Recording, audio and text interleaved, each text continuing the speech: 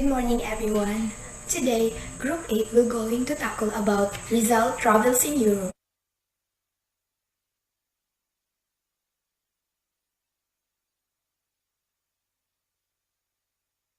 The reason of Sir Rizal travels in Europe is to study abroad and the life and laws in Europe versus the Spanish imperialism.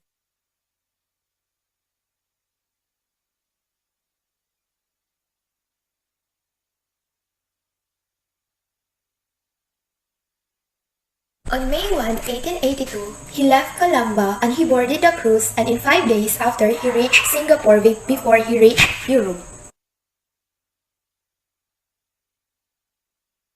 Sir Rizal passed by Naples on June 11, 1882 on the way to Marseilles. In Naples, Italy, he improved his French since the passenger speak the language always. And also, he admired the business activity, scenic views, and lively people in Naples.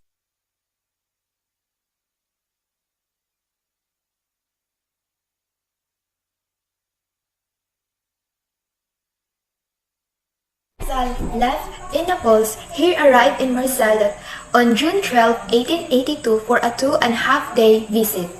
And he described the country. It is the most ancient commercial city that perhaps exists. And Jose Rizal went to Marseilles in order to ride the train going to Barcelona, country he will going to visit.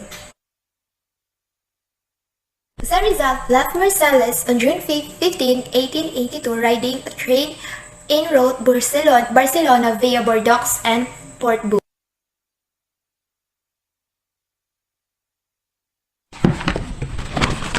When Jose Rizal reached Barcelona, what Rizal loved most about the city was its of freedom, a virtue he longed for, given the conditions in the Philippines back then. He also received a letter from his brother that convinced him to move again and pursue his medical studies. During the Philippines was suffering from cholera attack. Jose Rizal was here in Barcelona on June 16, 1882 until the late part of the year. And he also wrote El Amor Patreo, Love of Country, and August 20, 1882 is his first publication abroad and sent it to his friend Basilio Tudora of Jariong Tagalog.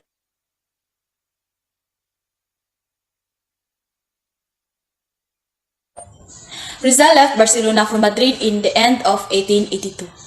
Madrid is the capital of Kingdom of Spain. Rizal in Madrid. Rizal enrolled at Universidad Central de Madrid on September 2, 1882 and took medical clinic, surgical clinic, legal medicine, and obstetrical clinic. He joined Círculo Hispano-Filipino, a group of Filipino students in Madrid. He was with M. Del Pilar, J. Luna, and G. Lopez Jaina. He wrote Mi Pidin verses or They Ask Me for Verses and Las Dudas or Aslaong Laan.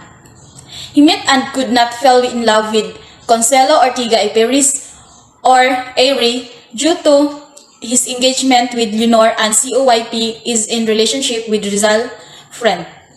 He celebrated Dos de Mayo while marking a year since leaving Calamba.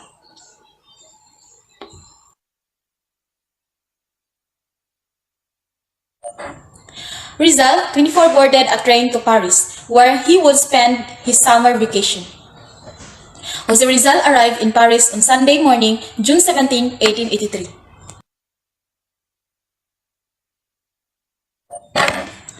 Paris is the capital city of France.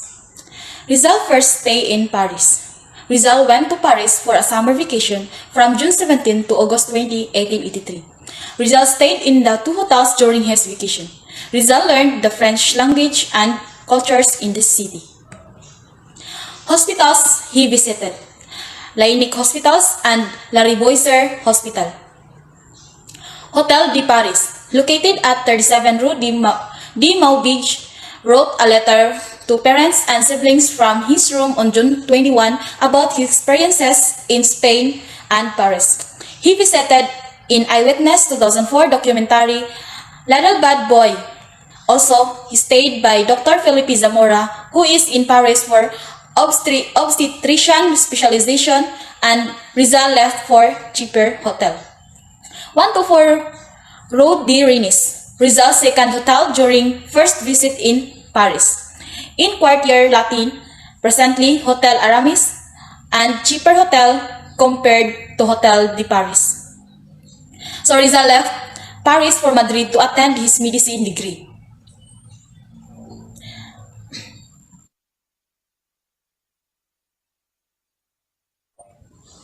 Rizal returned to Madrid on August 20, 1883 after a summer vacation. So Rizal back in Madrid, August 1883 to November 1885. He moved to two residences in Madrid in later 1883. He learned from Mariano Katigbak the outbreak of cholera and beriberi in Lipa, Batangas. He studied sculpting and painting at Academy of Fine Arts of San Fernando. He joined the Acacia Masonic Lodge, a Freemasonry or fraternity versus friars in the Philippines in 1883. Gathered with fellow Circulo Hispano-Filipino members for a New Year's toast at Restaurant de Madrid and held several meetings later in 1884. Involved in November 1884, student demonstrations for Dr. Miguel Moraita or condemned by Catholic bishops in Spain. Salute Juan Luna and Felix R. Hidalgo in National Exposition of Fine Arts in June 25, 1884. Finished licentiate in medicine at Universidad Central de Madrid in 1884, Doctor of Medicine in 1885.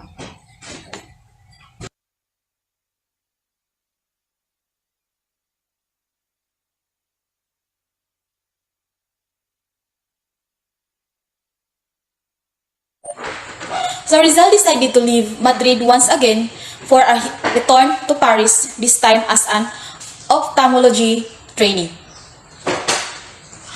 Dr. Jose Rizal back in Paris, November 1885 to February 1886. He practiced ophthalmology under Dr. Luis D. Wicker at Progen Clinic, 55 Rudo, Churchy Midi, or near Hotel Aramis. Meet Maximo Viola, a wealthy medical student hailing from San Miguel, Bulacan. Sketch Miguel Moraita and sent to La Publicidad editor Senior Eusebio Corominas. Rizal left Paris for Germany on February 1, 1886. He passed by Starburg and several German towns. Rizal described Germany as a country with high order and obedience, attractive and praiseworthy morals and women, just like motherland.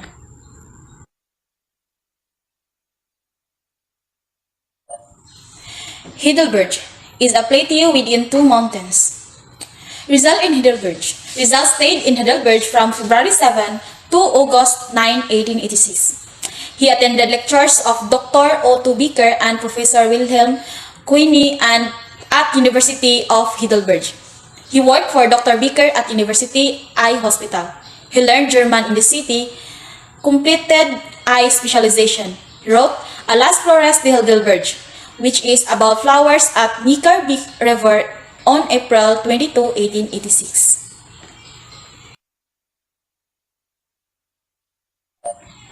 Wilhelmsfeld.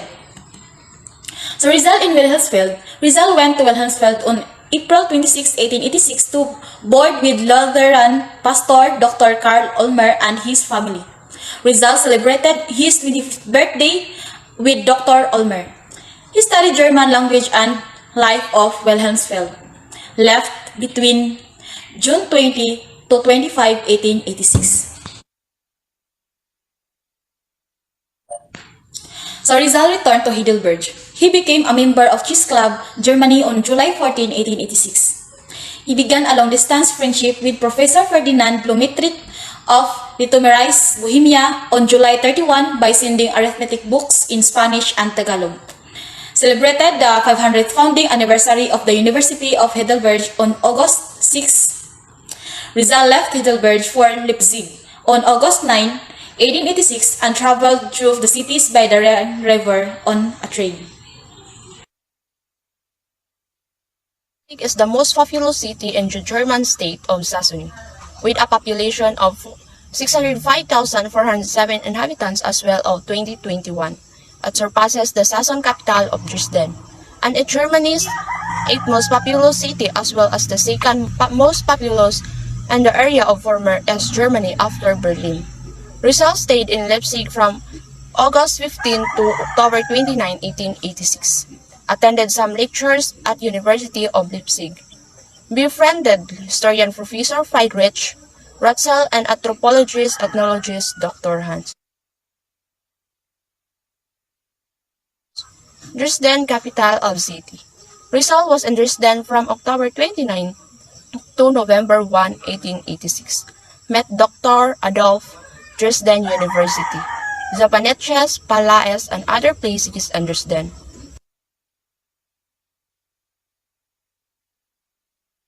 Berlin. Rizal was Berlin from November 1, 1886 to May 11, 1887. Became a researcher at L. Biblioteca de Berlin.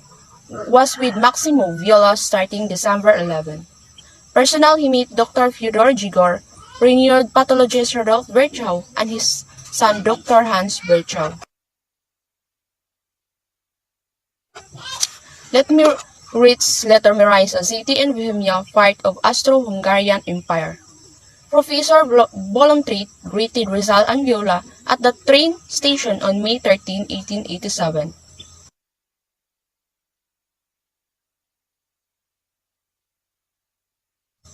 Prague, presently in the capital of Zizia Republic, former Bohemia. Meet Dr. Welcome, a natural history professor from University of Prague. Braun and his daughter. Rizal and Viola were in Braun, Germany to bid Dr. Welcome goodbye on May 19, 1887.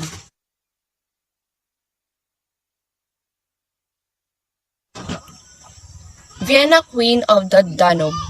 Rizal and Viola were in Vienna from May 20, 25, 1887, stayed in Hotel Metropole, and visited churches, museums, art, galleries, theaters, and parts was he got interviewed by local.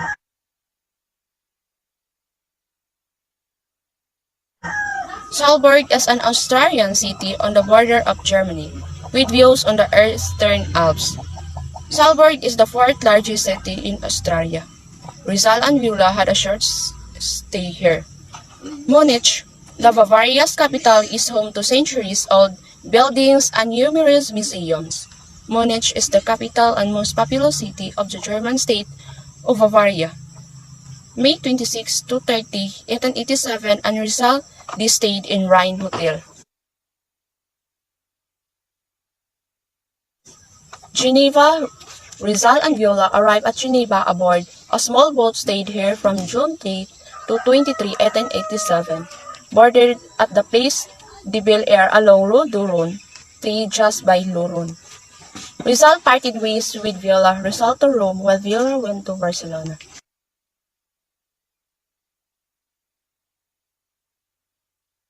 Italy.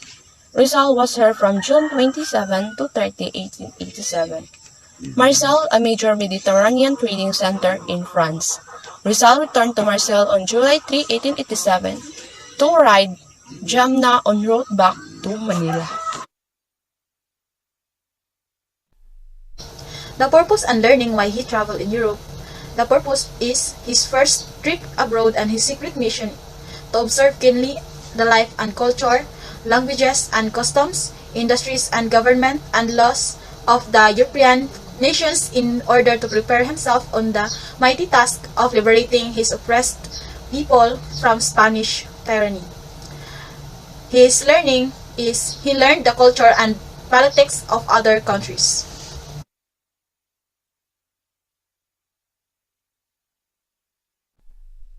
So those are our report. Thank you for listening. Thank you and God bless.